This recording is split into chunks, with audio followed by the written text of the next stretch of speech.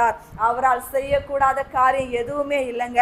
இன்னைக்கு ஒருவேளை நமக்கு முன்னாடி இந்த செங்கடலை போன்ற ஒரு பிரச்சனை நின்று கொண்டிருக்கலாம். வழியே இல்லாம ஒரு எதிரியான ஒரு சூழ்நிலைகள், எதிரான போராட்டங்கள் நம்மளை துரத்திட்டு வந்துட்டே இருந்து கொண்டிருக்கலாம். அதை துரத்தி நமக்கு போராட்டத்தை உண்டு பண்ணி கடைசியில நம்ம ஒரு செங்கடலுக்கு முன்னாடி நிக்கிறது போல, வழியே இல்லப்பா, நான் எப்படிப்பா தப்பிப்பேன், எப்படி நான் உயிர் பிழைப்பேன், எப்படி இந்த காரியத்துல மேல நான் வருவேன், கடைசி இடத்துல வந்து நிற்கிறேன் என்று சொல்றீங்கன்னா, அந்த கடைசி உங்களுடைய வாழ்க்கையின் முடிவு அல்ல.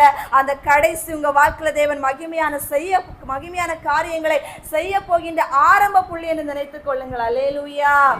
அத்தனை காரியங்களை தேவன் செய்து முடித்து மகிமை அடைந்தார். அந்த செங்கடலின் சாட்சி எல்லோருக்குமே ஒரு பெரிய ஒரு மகத்தான ஒரு காரியமாக மாற்றப்பட்டது. என் அன்பு ஜனமே, இன்றைக்கும் நீங்க செங்கடலை பார்த்து பயப்பட வேண்டாம். செங்கடல் என்று கடலை பார்த்து சொல்லவில்லை, உங்களை பயமுறுத்துகிற பிரச்சனையை பார்த்து சொல்லுகின்றேன். அவங்க முதல்ல பயந்தாங்க, ஆனா கர்த்தரை நோக்கி கூப்பிட்டாங்க. அந்த பயத்தையும் மாற்றினார், அந்த பிரச்சனையை மாற்றினார். அவங்களை தேவன் ஜீவனோடு கொண்டு வந்து நிலை நிறுத்தினார். இன்னைக்கு உங்க வாழ்க்கையில என்ன போராட்டம் உங்களை துரத்திட்டு வந்தாலும், நீங்க மனுஷனை நோக்கி கூப்பிட்டீங்கன்னா போனை எடுக்க மாட்டாங்க. மனுஷனை நோக்கி பார்த்துட்டு நின்னீங்கன்னா அப்படியே எங்களால முடியலன்னு விட்டுட்டு போயிருவாங்க.